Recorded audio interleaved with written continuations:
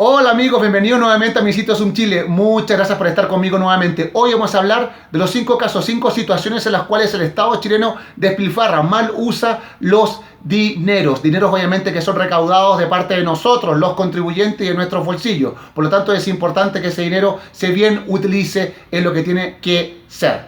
Así que sin más preámbulo, comencemos con el listado. Número 1. Lo que le cuesta al Estado un parlamentario. Los parlamentarios al Estado le significan la suma de 247 millones de pesos al año por parte de un senador y de 187 millones de pesos al año para mantener a un diputado. Para hacerlo más específico, el sueldo de un parlamentario es nada más y nada menos que 9.350.000 pesos, o que es lo mismo, $14.000.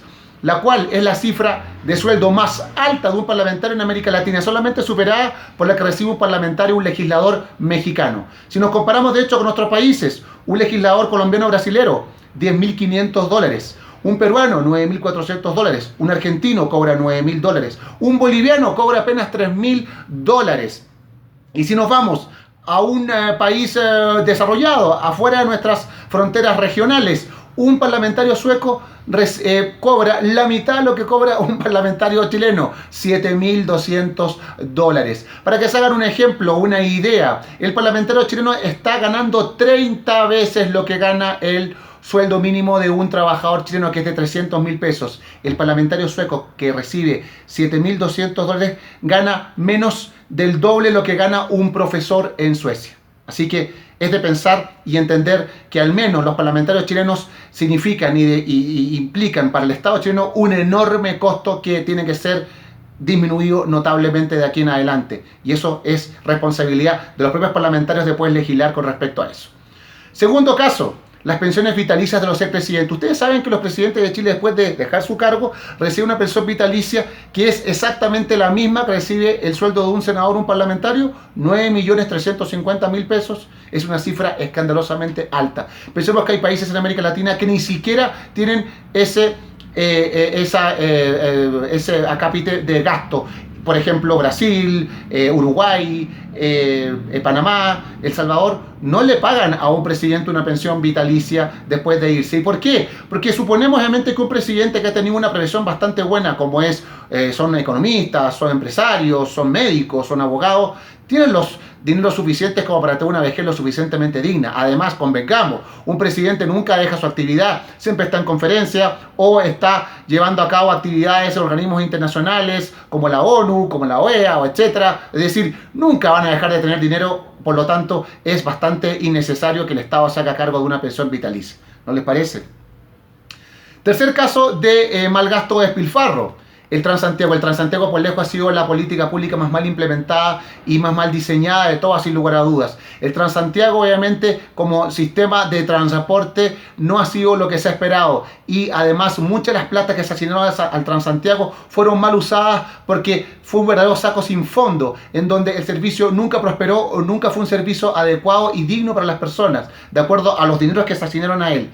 Piensen que para el Transantiago se asignaron más de 6.470 millones de dólares. Y solamente en su diseño se asignaron de hecho más de 126.000 millones de pesos. Afortunadamente el Transantiago como sistema de transporte público, y donde efectivamente el Estado, por cierto, tiene que tener una injerencia, porque el transporte público prácticamente en todas las ciudades del mundo y en todos los países, el Estado tiene una injerencia para poder morigerar la salsa de los pasajes, como también para poder subvencionar el sistema. Este sistema de transporte hoy en día ha sido mejorado notablemente, y con el nuevo nombre que se tomó y la nueva licitación que se va a hacer en el 2019, seguro ese servicio va a mejorar de manera sustancial con el Euro 6, con los buses eléctricos y con la ampliación del metro como sistema central del Transantiago futuro.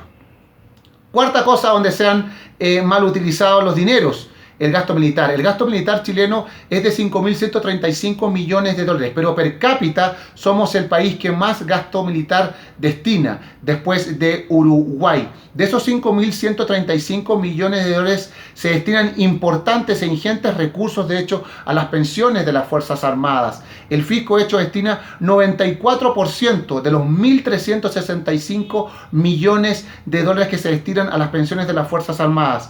Y habría que pensar entonces, si consideramos considerando que las pensiones de las Fuerzas Armadas están subvencionadas en gran parte por el fisco, habría que ver si esto no sería más justo, más adecuado, que ese dinero también fuera a parar a las pensiones del resto de la ciudadanía. Es una pregunta que les hago, es interesante, porque obviamente el sistema de pensiones de las Fuerzas Armadas, gran parte de él está subvencionado por el fisco. De hecho, ese dinero asciende, por ejemplo, en los últimos 5 años a 3.8 billones de pesos chilenos, lo cual sería suficiente para hacer, por ejemplo, 42 hospitales de última generación, como por ejemplo el hospital de Rancagua, que costó 90.000 millones de dólares.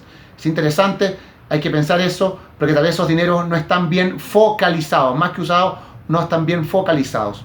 Y el último gasto que es inadecuado y que me parece que es un despilfarro es el gasto en mantener a un preso. Se destinan 724.000 pesos mensuales en mantener a un preso. Presos que están en condiciones indignas, presos que salen peor que antes, presos que no se readecúan, que no se educan y por lo tanto que no son un aporte nuevamente a la sociedad, sino al contrario. Finalmente terminan reincidiendo y volviendo a las cárceles. De hecho, la población penal supera las 42.000 personas y eso corresponde en gasto público a 30.000 millones al año, en los cuales están involucrados obviamente la salud, el cuidado de ellos y la educación que se les da. Pero claramente ese gasto no es adecuado. Pensemos solamente, para que hagamos una idea, que si se destinan 724.000 pesos en un preso y se destinan apenas 300.000 pesos en un niño del Sename, hacemos las comparaciones y vemos que al parecer el gasto del fisco está no solamente mal enfocado, sino que está además mal usado. Y eso es importante, que hay que ver y poder rediseñar esas políticas carcelarias.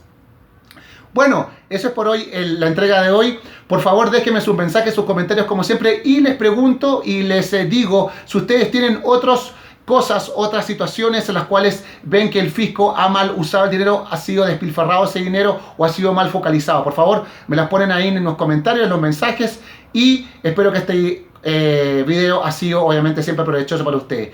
Un abrazo grande, cuídense mucho y nos vemos en una próxima oportunidad. Chao, chao.